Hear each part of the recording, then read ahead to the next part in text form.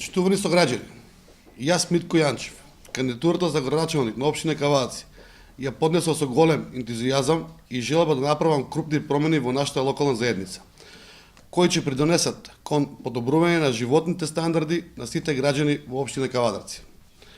Тоа што ме прави различен од сите досегашни градоначалници и кандидати за градоначалници е дека функцијата градоначалник, доколку граѓаните ми ја дадат, нивната доверба, че ја извршувам, исклучиво со намера и желба да дадам максимален придонес да се направи Кавадаци поубаво место за живење.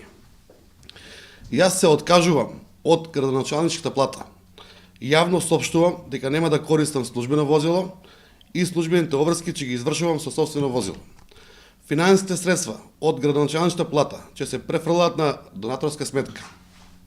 Ќе бидат наменети за хуманитарни цели, спортски намени и за решавање на социјални проблеми.